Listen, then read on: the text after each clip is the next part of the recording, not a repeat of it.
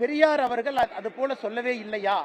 இது நான் சாயந்தரம் பேசுறேங்கண்ணா. பெரியார் எங்க சொன்னாரு, எந்த புத்தகத்துல சொன்னாரு, அதற்கான எவிடன்ஸ் எல்லாம் நான் கொடுக்குறேன். சீமானண்ணன் நான் சப்போர்ட் பண்ணி எவிடன்ஸ் நான் கொடுக்குறேன்.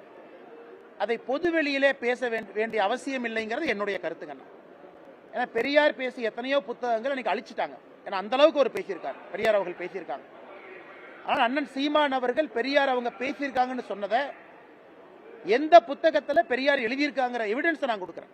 அதனால சீமான் அண்ணன் யாராச்சும் போலீஸ்காரங்க வீட்டுக்கு வந்தாங்கன்னா அந்த புத்தகத்தையும் காப்பியும் கொடுத்தா போதும், வேற எது வேண்டாம். ஆனா பொது வெளியிலே அதை பற்றி நான் பேச விரும்பவில்லை. காரணம், பெண்கள் பார்க்கறாங்க, குழந்தைகள் பார்க்கறாங்க. பெரியார் அவர்கள் ஒரு காலத்துல பேசினதெல்லாம் இன்னைக்கு நம்ம பேச ஆரம்பிச்சோம்னா மக்களுக்கு அருவருப்பு வந்துடும். அதை போன்ற சில வார்த்தைகள் அதில் இருக்கு. ஆனால் அண்ணன் சீமான் அவர்கள் சொன்னது சரிதான் அப்படின்னு நான் சொல்ல விரும்பலீங்கன்னா காரணம், ஒரு கருத்தை வச்சிருக்கிறாங்க. அது சீமான் அண்ணன் அவர்கள் ஏன் சொன்னாங்கன்னு அவங்க தான் சொல்லணும்.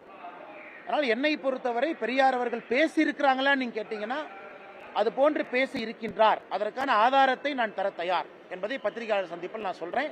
பட் நான் அந்த கருத்தை பொதுவெளியில பேச விரும்பல. காலம் கடந்து விட்டது, அரசியல் மாறிவிட்டது, மக்கள் அரசியலை புதிய பார்வையில பாக்குறாங்க.